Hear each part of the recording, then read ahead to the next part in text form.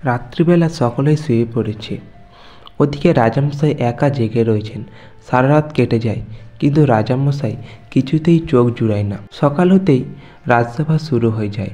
পুনরায় রাজামশাই আসছে না দেখে সভাসদরা সকলেই বলা বলি করে, কি ব্যাপার, আজকে এতক্ষণ ধরে মহারাজ আসছে না কেন? মন্ত্রীমশাইও বলতে থাকে। তারপর হঠাৎ প্রহরী এসে বলে, সাবধান, মহারাজ আসছেন, সাবধান। তারপর মহারাজ প্রবেশ করেন। সকলে মিলে জিজ্ঞেস করে, রাজামশাই আজকে আপনার আসতে যে এত দেরি হলো?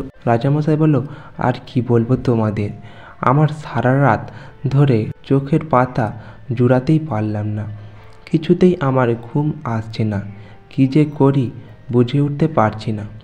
আচ্ছা বলো দেখিনি, তোমরা রাত্রেবেলা যখন সারা রাত ঘুম আসে না, পরের দিন সকালবেলা হলেই তো ঘুম চলে আসে, তাই না? কিন্তু আমার কেন ঘুম আসছে না কেউ বলতে পারবে?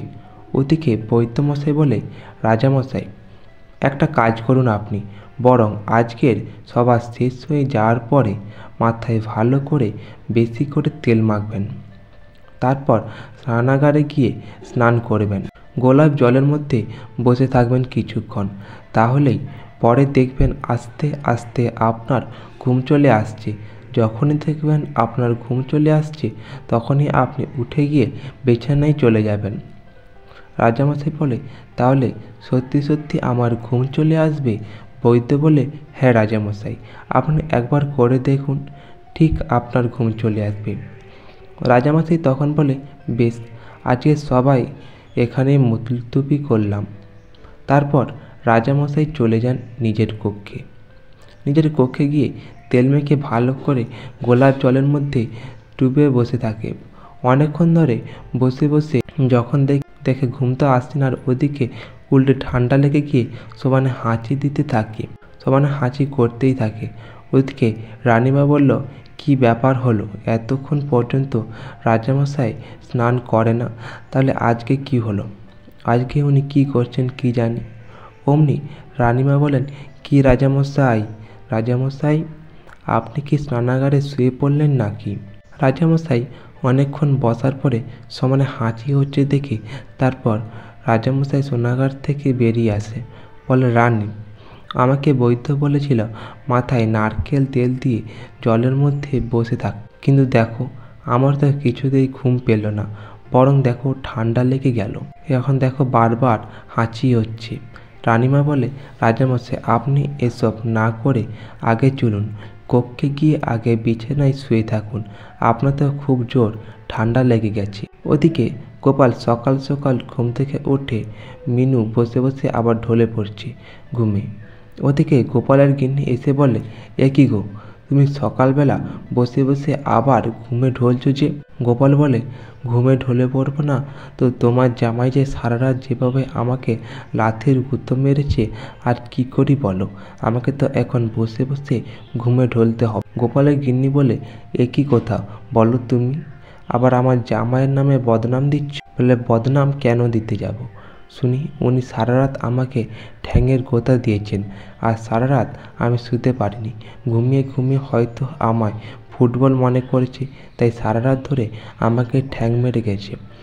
ওই শুনে জামাই বলে, বাবা আপনি এই কথা কি বলছেন? বাবা আমি কি আপনাকে গোতা দিতে পারি, আবার ঠ্যাঙের গোতা? ওদিকে গোপাল বলে, হ্যাঁ হ্যাঁ, এদিকে তোমার শাশুড়ি মায়ের নাকের ডাক, আর ওদিকে তোমার ঠ্যাঙের গোতা, এই জ্বালা যন্ত্রণায় আর কি সারা রাত ঘুম হয়? গোপালের গিন্নি বলে, তুমি কি বললে, আমি না নাক ডাকি, কি তুমি আমার নামেও বদনাম করছো? তুমি বসে বসে তোমার তো আর কাজ নেই, জামাইয়ের নামে আর এদিকে আমার নামে সমানেই বলতে আছো। যাও দেখিনি, যাও বাজারে গিয়ে বাজার করে নিয়ে এসো। গোপাল বলে, আমার এখন চোখে প্রচুর ঘুম, আমি এখন ঘুমোবো, তোমার জামাইকেই পাঠিয়ে দাও। জামাই বলে, তাহলে বাবা আপনি মত দেন, আমি ঠিক বাজার করে নিয়ে চলে আসবো, আর আজকে তো পাঁঠার মাংস আনবো বাবা। গোপাল বলে, তোমায় যেতে হবে না বাবা, আমার তো অনেক ঘুম, তো তোমরা পাড়িয়ে দিলে, সুতরাং যখন আর ঘুমটা ভেঙে দিলে এখনই আমি যাই।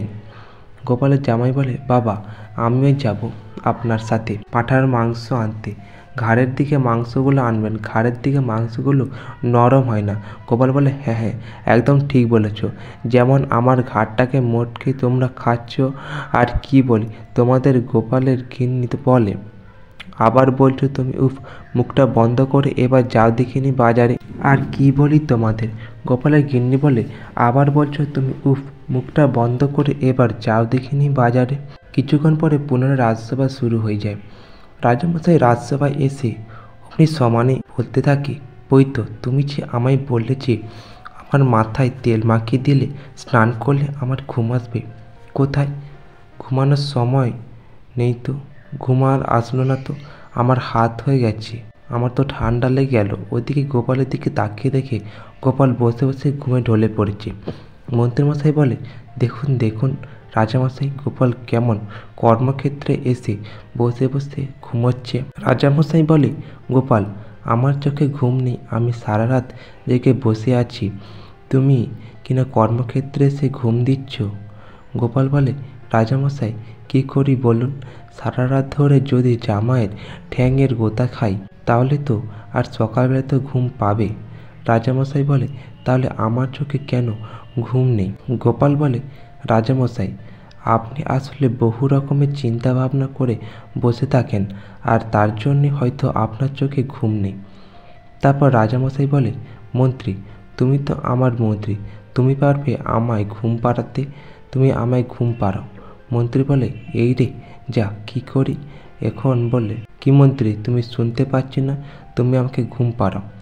মন্ত্রীমশাই বলে, হ্যাঁ হ্যাঁ রাজামশাই, ঘুম পাড়ানো, গান দিয়ে ঘুম পাড়ানো যাবে আপনাকে। রাজামশাই বলে, তাহলে তুমি ঘুম পাড়ানি গান গিয়ে আমাকে ঘুম পাড়াও। অমনি মন্ত্রীমশাই বলে, ঘুম তুই আয়। রাজামশাই চোখে আয় আয়, ঘুমায়, এমন করে জোরে চিৎকার করে মন্ত্রীমশাইয়ের গান গাইতে থাকে। ওদিকে রাজসভার সভাসদরা কান বন্ধ করে রাখে, আর সঙ্গে সঙ্গে রাজামশাই চিৎকার করে বলে, মন্ত্রী, তুমি গান করছো ঘুম পাড়ানি গান, না ঘুম তাড়ানোর গান করছো? হ্যাঁ, এরকম করলে কি ঘুম আসবে? ওদিকে রাজামশাইয়ের কথা শুনে মন্ত্রীমশাই তো ভয় ঠকঠক করে কাঁপতে থাকে। ওদিকে সেনাপতি বলে, রাজামশাই, আমার কাছে একটা উপায় আছে। আপনি রাত্রিবেলা যখন শোবেন টান টান করে শোয়ার পর 1 থেকে 100 পর্যন্ত হিসাব করবেন, তারপর আবার 100 থেকে আবার উল্টো দিক করে আবার 1 পর্যন্ত হিসাব করবেন, দেখবেন আপনার ঠিক ঘুম পেয়ে যাবে। রাজামশাই বলে, সেনাপতি, তুমি ঠিক বলেছ তো, আমার ঘুম পাবে তো? বলে, হ্যাঁ রাজামশাই, দেখবেন, আপনি করে দেখুন, ঠিক আপনার ঘুম পাবে। রাজামশাই বলে, বেশ, আজকে তাহলে সভা এখানেই মুলতবি করা হলো। তারপর সভা মুলতবি করে রাজামশাই চলে যান। সভা শেষ হয়ে যাওয়ার পরে সভাসদরা সকলেই বাড়ি ফিরছিল। সভাসদরা সকলে বলে, গোপাল, তুমি একটা কোনো উপায় বের করো। গোপাল, তুমি তো পারবে, রাজামশাইকে কি করে ঘুম আনতে হয়। গোপাল বলে, তো আপনারা সকলেই বলছেন যখন, আমি একবার চিন্তা করে দেখব, দেখি কোনো উপায় বের করতে পারি কি না। ওদিকে গোপাল বাড়ি ফিরে গিয়ে খাটের মধ্যে বসে বসে চিন্তা করতে থাকে। ওদিকে গোপালের গিন্নি গোপালের মেয়ে জামাই সকলে জিজ্ঞাসা করে, বাবা, আপনি কি চিন্তা করছেন? বাবা, গোপালের গিন্নি বলে, কি গো, তুমি কি চিন্তা করো বসে বসে? গোপাল বলে, আমি চিন্তা করছি আবার সারা রাত আমাকে তোমার জামাইয়ের ঠ্যাঙের গোতা খেতে হবে। এই কথা শুনে গোপালের গিন্নি বলে, এ কি, তুমি পুনরায় আবার জামাইয়ের বদনাম করছো?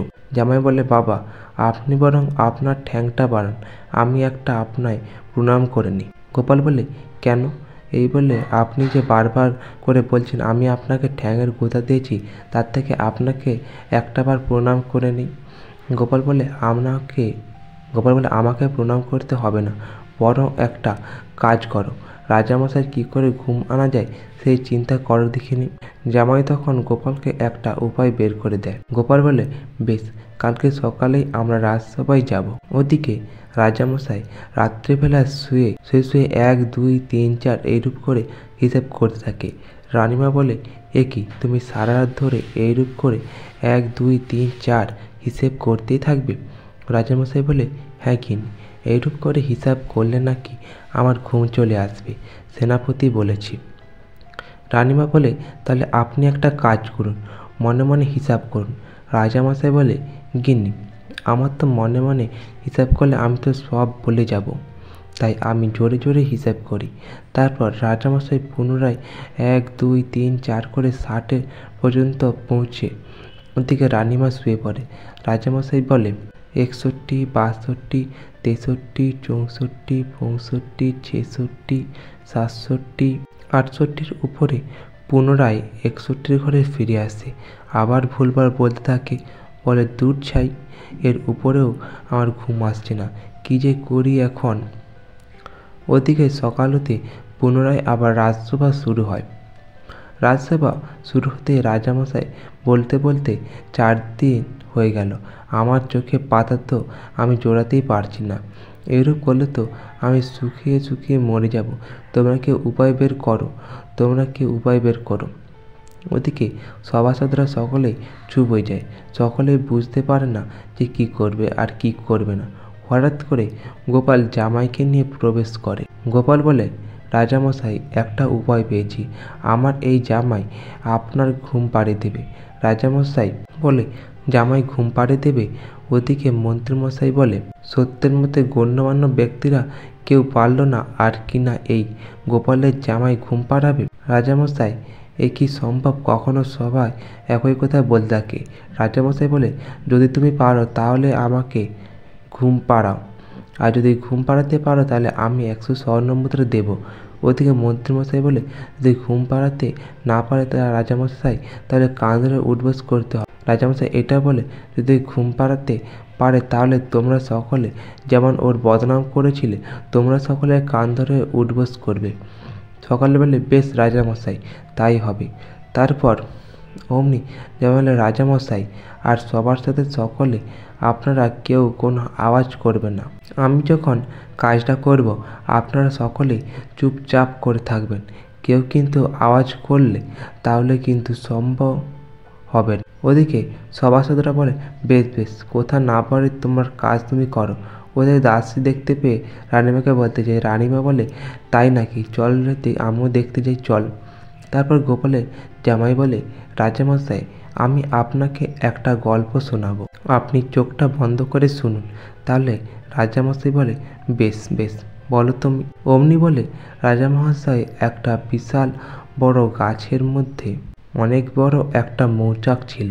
ওই মৌচাকের মধ্যে রানী মৌমাছির সঙ্গে লক্ষ লক্ষ শ্রমিক মৌমাছি ছিল। রানী মৌমাছি শ্রমিক মৌমাছিদের খুব ভালোবাসত, আর শ্রমিক মৌমাছি রানী মৌমাছিকেও শ্রদ্ধা করত।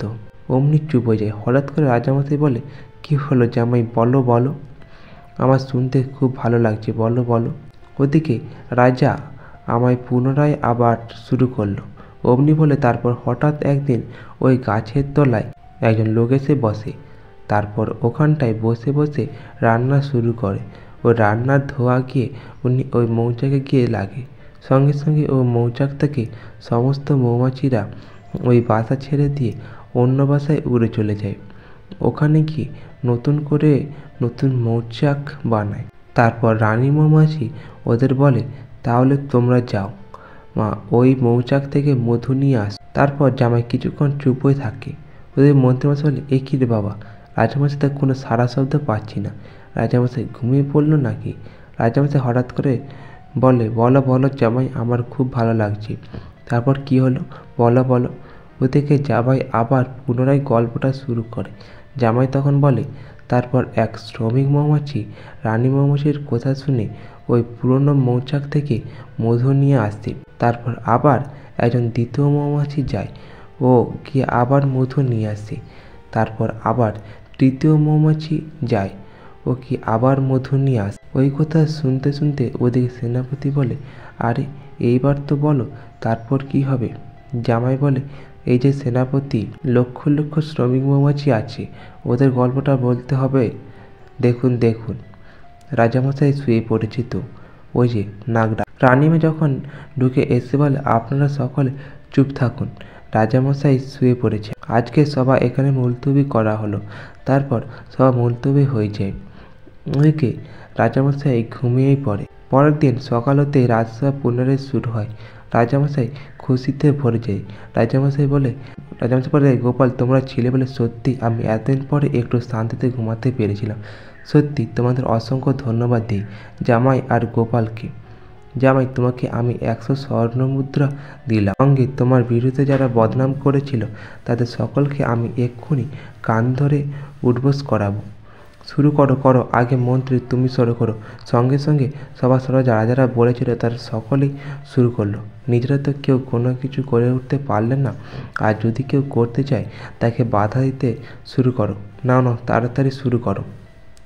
তারপর মন্ত্রীমশাই সবার সকলে কান ধরে উঠবোস করা শুরু করে। তো আজ এই পর্যন্ত। গল্পটি ভালো লাগলে অবশ্যই চ্যানেলটি সাবস্ক্রাইব করে দেবেন এরকম আরও কিছু গল্প পাওয়ার জন্য।